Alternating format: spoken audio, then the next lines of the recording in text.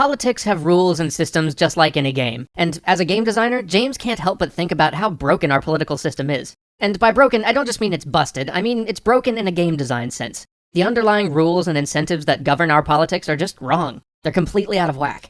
In James's career, he has spent most of his life setting up systems meant to craft behavior, or motivate people to achieve a goal. And if you take the goal of politics to be the betterment of the people living in our country, the systems we have are so poorly set up that if a student proposed them to James, he'd fail the kid on the spot.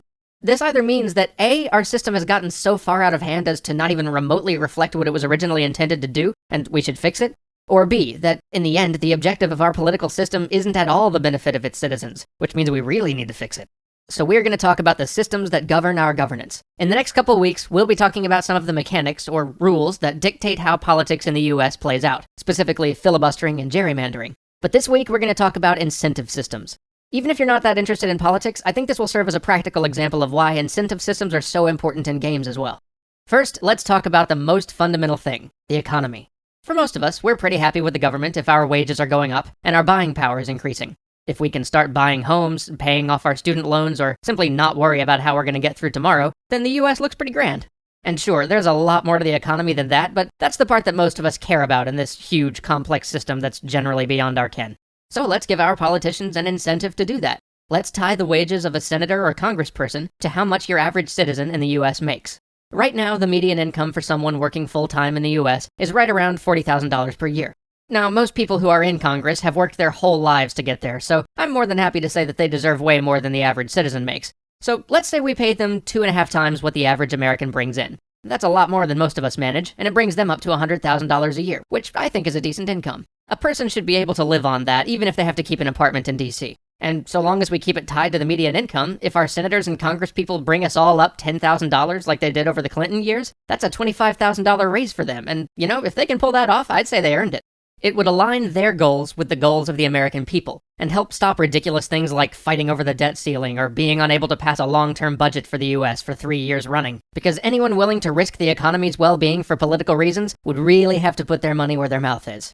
There'd be no games or brinksmanship played over things like our national credit rating, because it would directly impact the people who, right now, frequently risk our collective well-being without consequence in order to gain points with a few of their constituents. The same could be done with healthcare. Just give every senator and congressman whatever healthcare plan the US gives to citizens of their age. If that means no plan at all, make them do what all of us have to do. Pay for one or go without.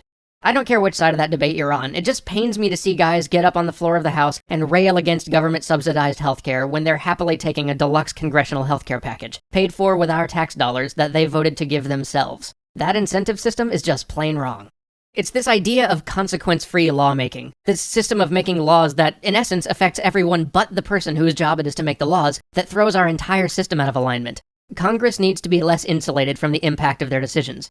We're not incentivizing them to look out for our best interests. We've built a system where congresspeople are often presented with a decision to A, do this thing that is good for the country but not that great for you, or B, do this thing which is bad for the country but doesn't negatively impact you at all, and actually gives you some small benefit. That is a broken incentive system. For an almost absurdly brilliant example, just remember that one of the few parts of government that continues to get paid during a government shutdown is Congress. While millions of government workers around the country were being denied wages, and we were all seeing a lack of services, Congress continued to have their checks roll in, even though they were the ones who shut the whole thing down.